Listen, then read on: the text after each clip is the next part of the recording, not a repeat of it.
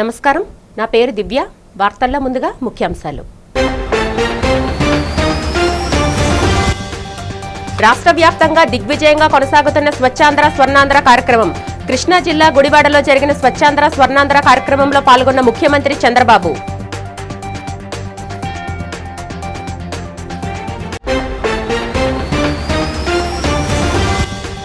గుంటూరు పట్టణంలో అత్యాధునిక ఎలక్ట్రికల్ చెత్త సేకరణ వాహనాలను ప్రారంభించిన కేంద్ర సహాయ మంత్రి పెమ్మసాని చంద్రశేఖర్. గుంటూరు నగరాన్ని పరిశుభ్రమైన నగరంగా తీర్చిదిద్దడమే కూటమి లక్ష్యమని వెల్లడి.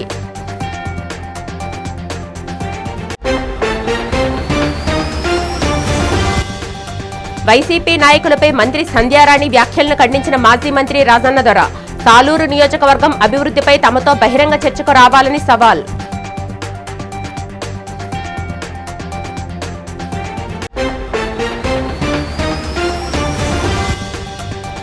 విశాఖ పినాకిల్ హాస్పిటల్లో విజయవంతంగా పూర్తి చేసిన ప్లాస్టిక్ సర్జరీ రీప్లాంటేషన్ చికిత్స. ప్రమాదవశాత్తు తెగిన వేళ్లకు కొత్త జీవాన్ని పోసిన పినాకిల్ వైద్యులు.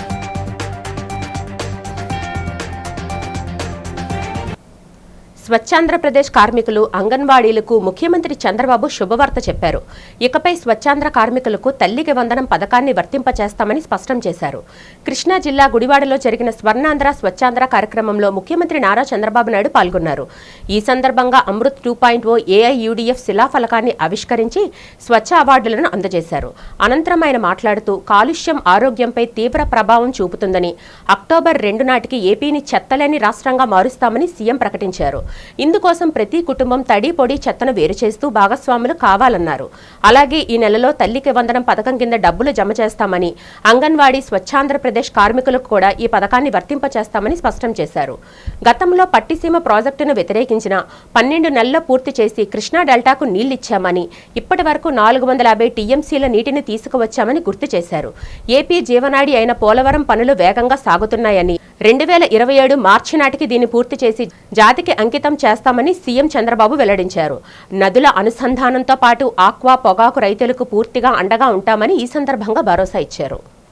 ఈరోజు నేను వచ్చింది మామూలుగా ఇనాగరేషన్కి వస్తూ ఉంటాం, కానీ 18వ సారి 1.5 సంవత్సరం నుంచి 3వ శనివారం వస్తే నాకు గుర్తొచ్చే ఏకైక కార్యక్రమం స్వచ్ఛాంధ్ర స్వర్ణాంధ్ర కార్యక్రమం.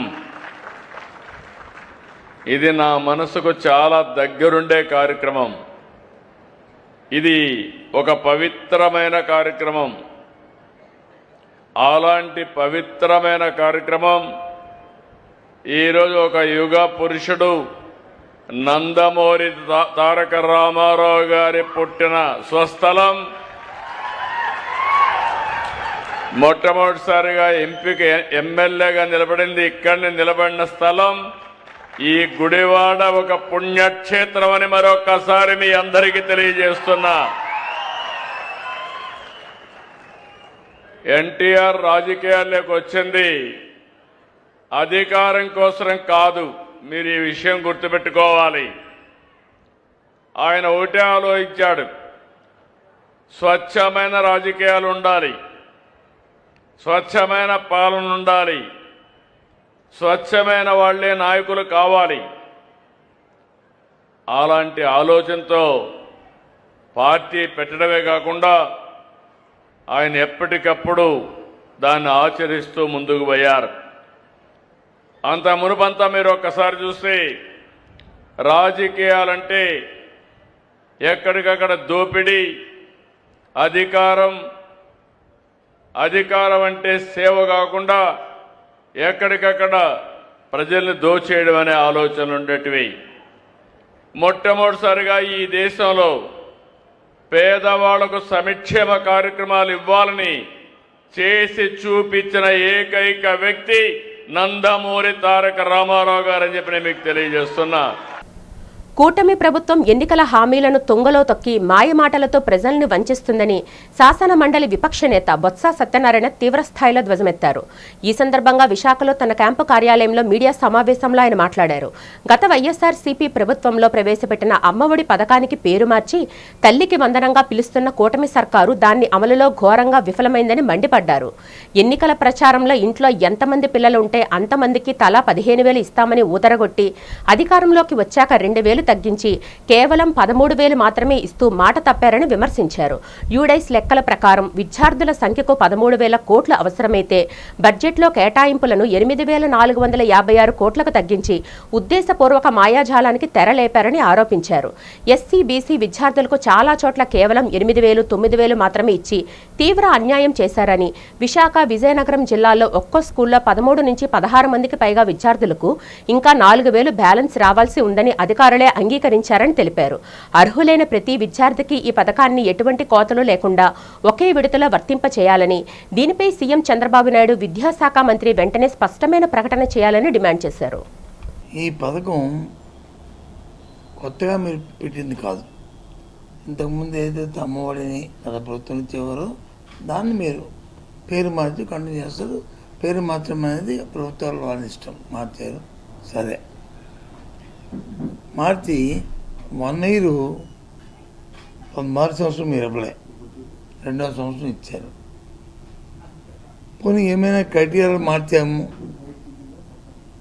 పోనీ ఏదో ఆ క్రైటీరియా మార్చడం వల్ల మాకు లెక్కలు దొరక మేము అందుకోలేకపోయాము, అందుకే ఆలస్యమైంది, లేదు ఇంకేమైనా సాంకేతికపరమైన అంశాలు ఉన్నాయి, ఏమి ఉన్నాయంటే ఏమి లేదు. సింపుల్ ఏంటి, మేము మా ప్రభుత్వం తల్లికి ఇచ్చాము, మీరు వచ్చి పిల్లలకి ఇస్తామని చెప్పారు.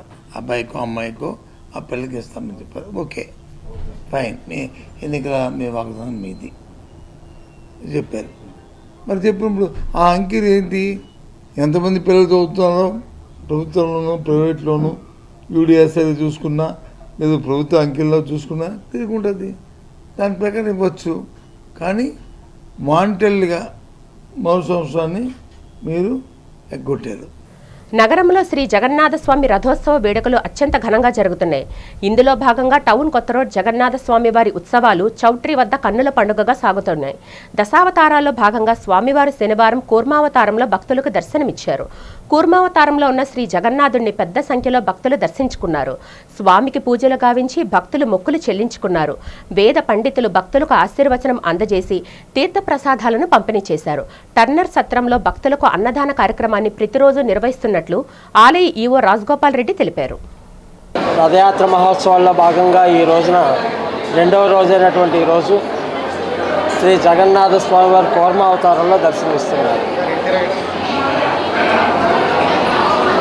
ప్రధానంగా స్వామివారు అధర్మం ప్రబలినప్పుడు ధర్మాన్ని రక్షించడం కోసం, వేదాలను రక్షించడం కోసం, ధర్మ పరిరక్షణకే స్వామివారు అవతారాలు ఎత్తూ ఉంటారు.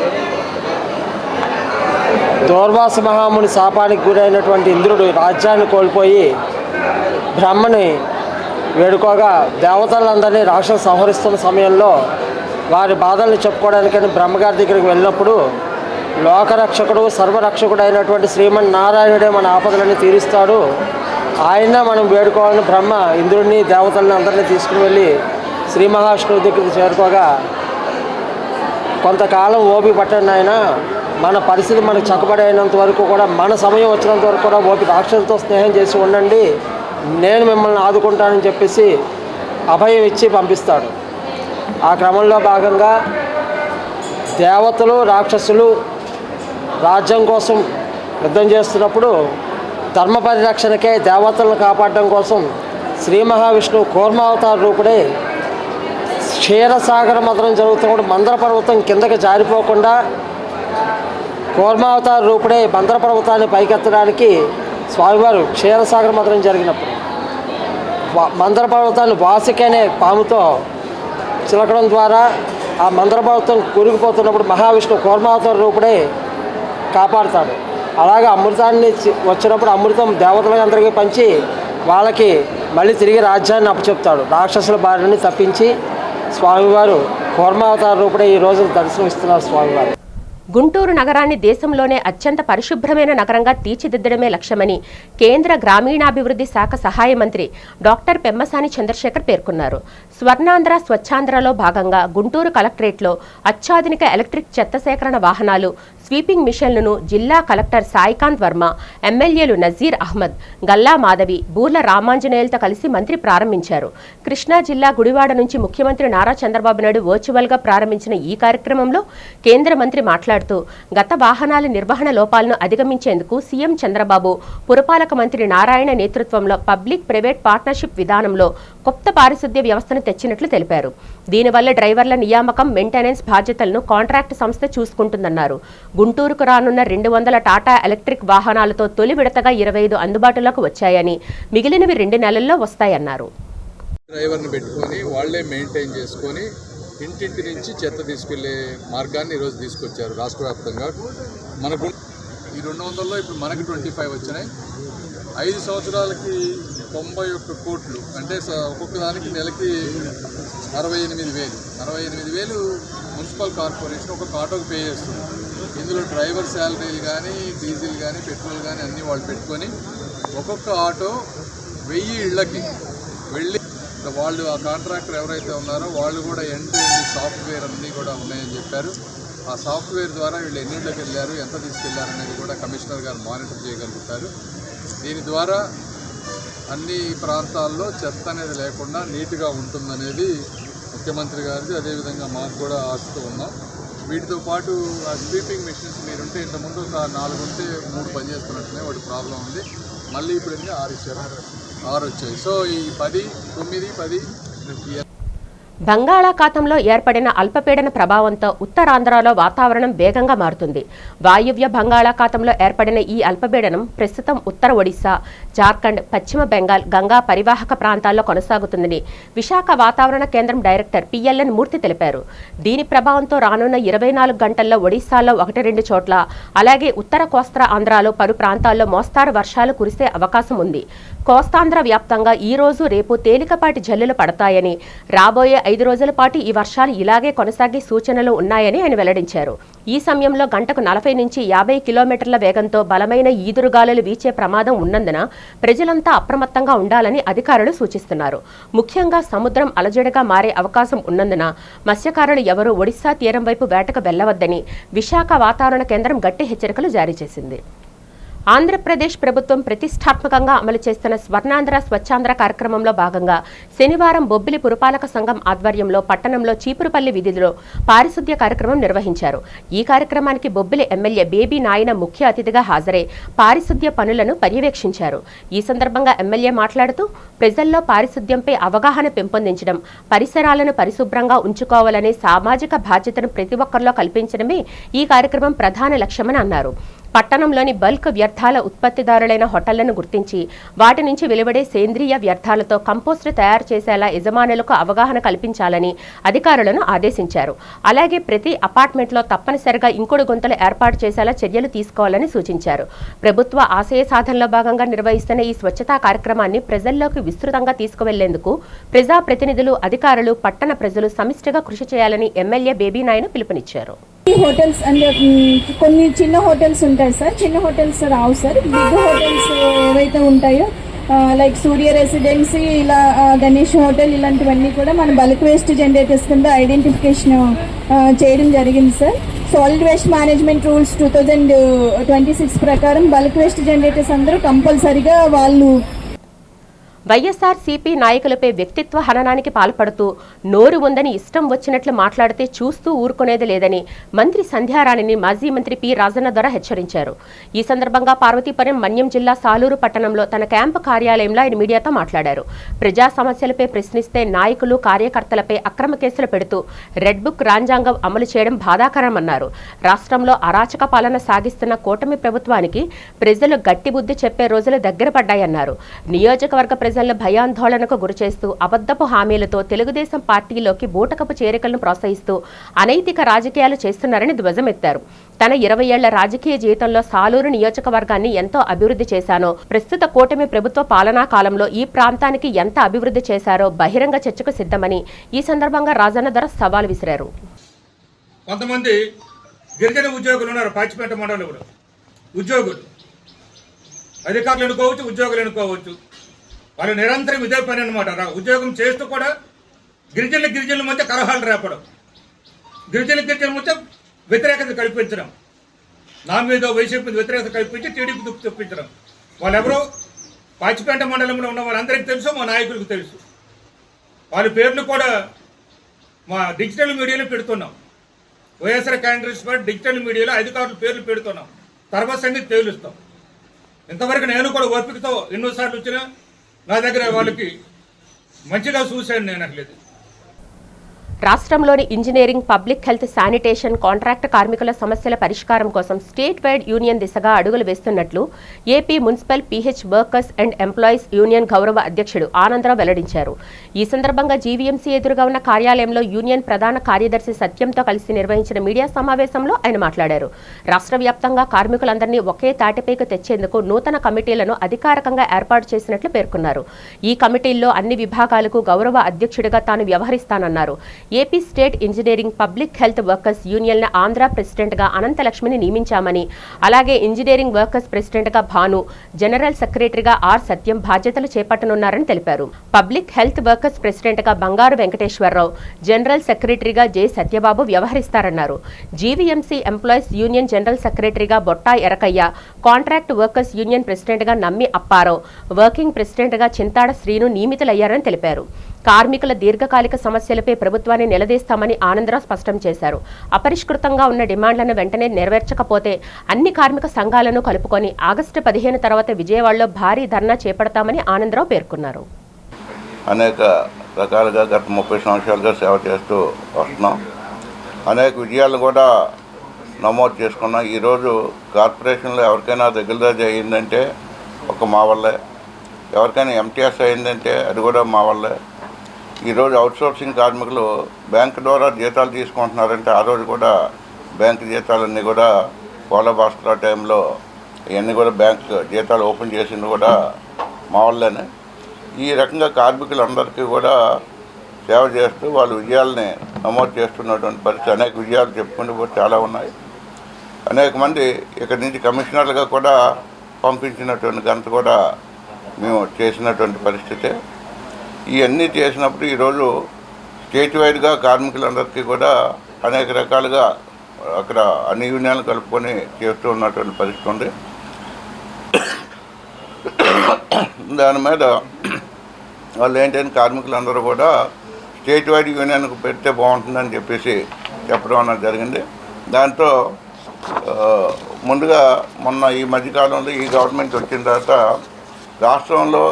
రాష్ట్ర చరిత్రలోనే ఎక్కడా లేనటువంటి, ఎప్పుడు కూడా ఇంజనీరింగ్ కార్మికులకంటూ సెపరేట్ జీవో అన్నది ఎప్పుడు రాలేదు.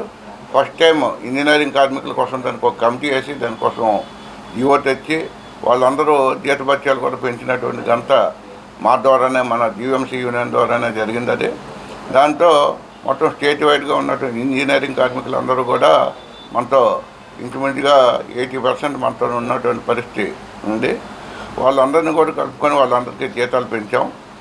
Greater Visakha citywide superstar Krishna, Mahesh Babu, Jayakrishna fans association Saraswati park ఆధ్వర్యంలో ఘట్టమనేని వంశం 3వ తరం హీరో రమేష్ బాబు తనయుడు ఘట్టమనేని జయకృష్ణ పుట్టినరోజు వేడుకలు ఘనంగా జరిగాయి. జిల్లా పరిషత్ జంక్షన్ సమీపంలో అమెరికన్ హాస్పిటల్ ఓల్డేజ్ హోంలో వృద్ధుల సమక్షంలో కేక్ కటింగ్ చేసి రొట్టెలు, పండ్లను పంపిణీ చేశారు. ఈ సందర్భంగా మన్యాల శ్రీనివాస్, డొప్పారమణ మాట్లాడుతూ ప్రిన్స్ మహేష్ బాబు ఆశీస్సులతో ఈ నెల 30న శ్రీనివాస మంగాపురం చిత్రం ద్వారా వెండితెరకు పరిచయం అవుతున్న జయకృష్ణ నిండు నూరేళ్లు వర్ధిల్లాలని ఆకాంక్షించారు. తాత సూపర్ స్టార్ కృష్ణలాగే చిత్ర పరిశ్రమలో సక్సెస్ఫుల్ హీరోగా రాణించి ఎన్నో రికార్డులు సృష్టించాలని ఆకాంక్షించారు. ఈ కార్యక్రమంలో అభిమానులు కాకి సోంబాబు, మన్యాల శ్రీనివాస్, జోరీగల గణేష్, నగేష్, చిన్న, అర్జి శంకర్రావు, నమ్మి గణేష్, ప్రసాద్, వల్లి శ్రీను తదితరులు పాల్గొన్నారు.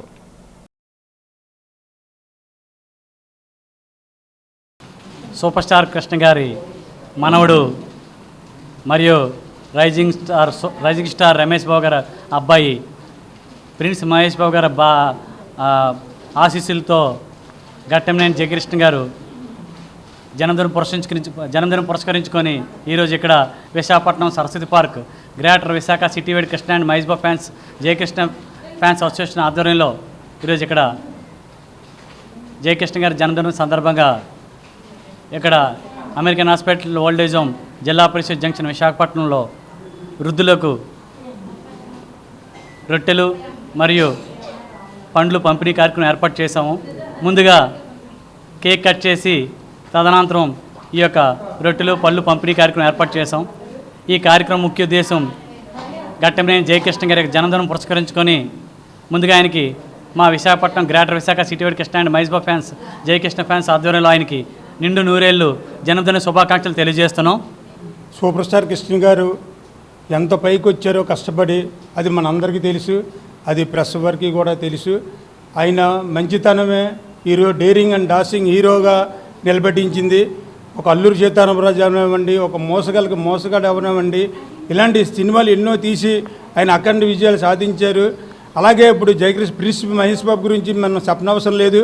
ఆయన ఎక్కడికో వెళ్ళిపోయారు. ఇంకా ఆయన గురించి మాట్లాడడం మనం చాలా తక్కువ, కానీ మాట్లాడవలసిన పరిస్థితులు వస్తున్నాయి కనుక మాట్లాడవలసి వస్తుంది.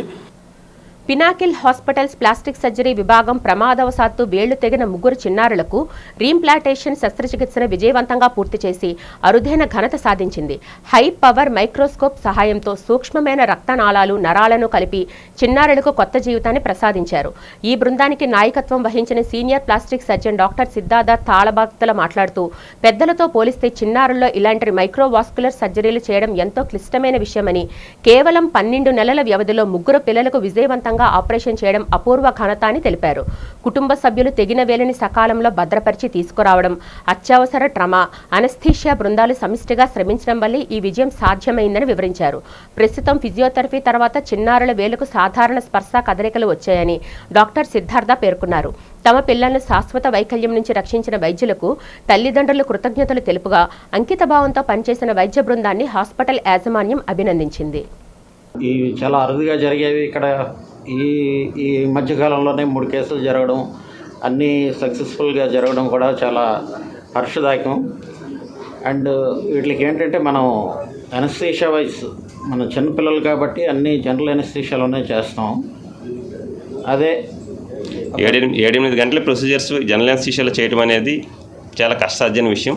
ఎనస్థీషియా పరంగా జాగ్రత్తలు చాలా ఎక్కువ అవసరం అవుతాయి, చిన్న ప్రొసీజర్స్ కావు కాబట్టి. అంటే ఇదే మనం పెద్దవాళ్ళు అయితే మనం బ్రేకిల్ బ్లాక్ అనేసి జనరల్ ఎనస్థీషియా ఇవ్వక్కర్లేకుండా మనం భుజం దగ్గర ఒక ఇంజెక్షన్ ఇచ్చి బ్లాక్లో పేషెంట్ ఈ సర్జరీ అవుతున్నంతసేపు స్పృహలోనే ఉంటారు, బట్ చెయ్యి కదలదు అనమాట. సో ఈ ఎనస్థీషియాలో చేస్తాం మనం. సో ఈ హై అండ్ సర్జరీస్కి కావాల్సిన ఫెసిలిటీస్ అన్నీ కూడా మన సెంటర్లో ఉన్నాయి. అండ్ చాలా కంఫర్టబుల్గా రికవర్ అవుతున్నారు పేషెంట్స్ కూడా. వేలు పూర్తిగా తెగిపోవటం అనేది చాలా క్లిష్టమైన సర్జరీ. అయితే ఇది పెద్దవాళ్ళల్లో సాధారణంగానే చూస్తుంటాము. అది రోడ్ ట్రాఫిక్ యాక్సిడెంట్స్ కావచ్చు, లేదు అంటే ఆక్యుపేషనల్ హజార్డ్స్ వల్ల కావచ్చు. వాటిని మా సెంటర్లో సక్సెస్ఫుల్గానే ట్రీట్ చేయడం జరుగుతూ ఉంటుంది. అయితే గత సంవత్సర కాలంలో అరుదుగా జరిగే paediatric cut injuries of the fingers, అంటే పూర్తిగా తెగిపోయిన వేళ్లతో 3 పిల్లలు మాకు తారసపడడం జరిగింది. అది ఆల్రెడీ మేము సక్సెస్ఫుల్గా చేస్తున్న ప్రీవియస్ ఎక్స్పీరియన్స్ వల్ల అయ్యుండొచ్చు. చిన్నపిల్లల్లో ఈ తెగిపోయిన వేలు అతికించడం అనేది పెద్దవాళ్ళ కంటే కూడాను చాలా కష్టమైనది, క్లిష్టమైనది. ఎందుకంటే అత్యంతమైన నైపుణ్యం మరియు ఖచ్చితత్వం అవసరమవుతుంది దీంట్లో. అండ్ సర్జికల్ ఇన్స్ట్రుమెంట్స్ కూడా చాలా ఫైన్ ఇన్స్ట్రుమెంట్స్ కావాలి, వేగం అవసరం అవుతుంది. And lot of support from our anaesthesia and critical care team అవసరం అవుతుంది. వైఎస్ఆర్ కాంగ్రెస్ పార్టీ కార్యకర్తల కోసం అధినేత వైఎస్ జగన్మోహన్ రెడ్డి ప్రవేశపెట్టిన జగన్ 2.0 సూపర్ యాప్ను పార్వతీపురం క్యాంపు కార్యాలయంలో మాజీ ఎమ్మెల్యే అలజంగి జోగారావు పార్టీ ముఖ్య నాయకులతో కలిసి ఆవిష్కరించారు. ఈ సందర్భంగా ఆయన మాట్లాడుతూ కూటమి ప్రభుత్వ వేధింపులను, సోషల్ మీడియాలో వైసీపీ కంటెంట్ తొలగింపులను ధీటుగా ఎదుర్కొనేందుకు పార్టీ యాప్ను తీసుకువచ్చిందన్నారు.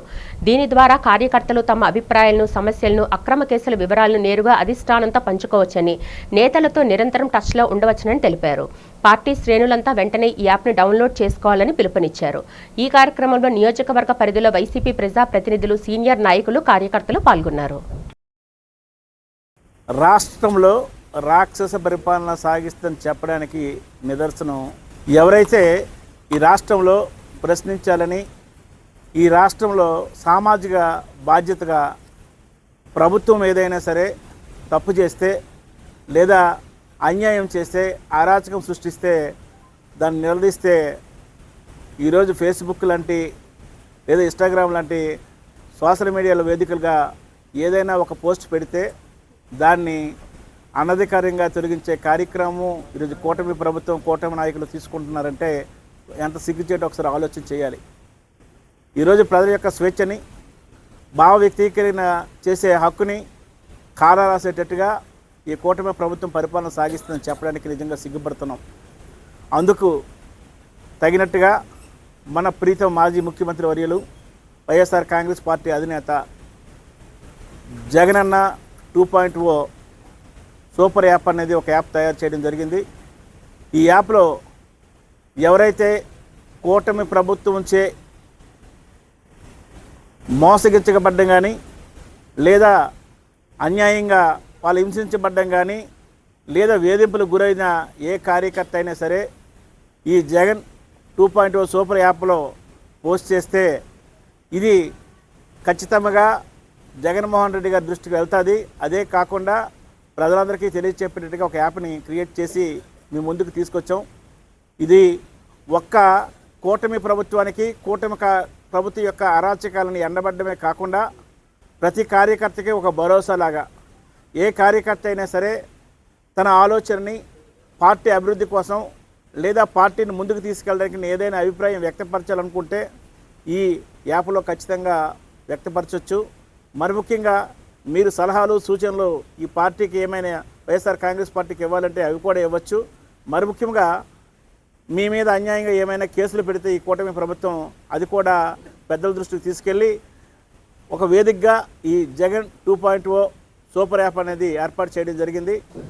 కురుపాం మండలం టొంపలపాడు గిరిజన సంక్షేమ ఆశ్రమ పాఠశాలను యథావిధిగా కొనసాగించాలని డిమాండ్ చేస్తూ గిరిజన సంఘాల నాయకులు పార్వతీపురం ఐటీడీఏ కార్యాలయం వద్ద శుక్రవారం ధర్నా నిర్వహించారు.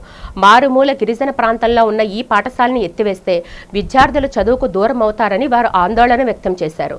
కూటమి ప్రభుత్వం గిరిజన విద్యార్థులకు నష్టం చేకూర్చి ఇలాంటి నిర్ణయాలను వెనక్కి తీసుకోవాలని గిరిజన సంక్షేమ సంఘం ఉత్తరాంధ్ర ప్రధాన కార్యదర్శి పాలక రంజిత్ కుమార్ డిమాండ్ చేశారు.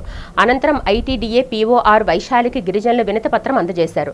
దీనిపై పీఓ సానుకూలంగా స్పందిస్తూ పాఠశాల కొనసాగింపుకు అవసరమైన ప్రయత్నాలు చేస్తామని హామీ ఇచ్చారు. ఈ నిరసన కార్యక్రమంలో గిరిజన సంఘాల నాయకులు ఇంటికుప్పల రామకృష్ణ, దుక్కా సీతారాం, ఆరిక చంద్రశేఖర్, రొబ్బా లోవరాజు తదితరులు పాల్గొన్నారు.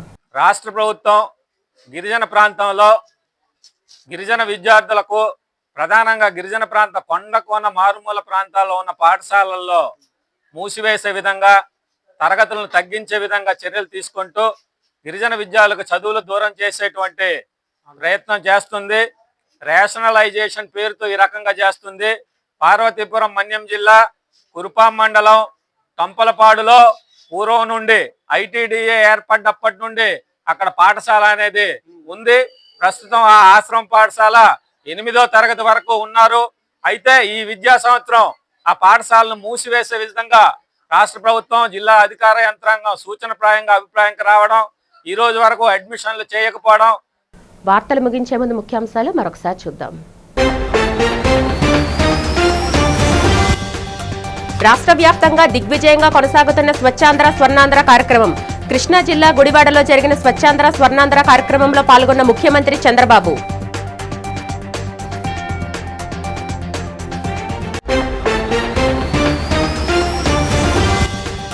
గుంటూరు పట్టణంలో అత్యాధునిక ఎలక్ట్రికల్ చెత్త సేకరణ వాహనాలను ప్రారంభించిన కేంద్ర సహాయ మంత్రి పెమ్మసాని చంద్రశేఖర్. గుంటూరు నగరాన్ని పరిశుభ్రమైన నగరంగా తీర్చిదిద్దడమే కూటమి లక్ష్యమని వెల్లడి.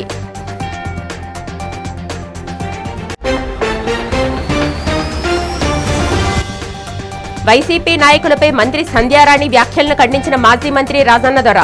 సాలూరు నియోజకవర్గం అభివృద్ధిపై తమతో బహిరంగ చర్చకు రావాలని సవాల్.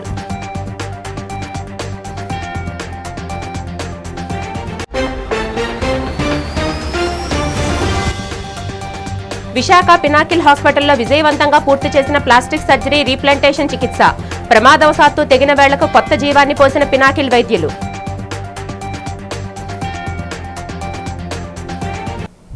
ఈ వార్తలు ఇంతటితో సమాప్తం. నమస్కారం.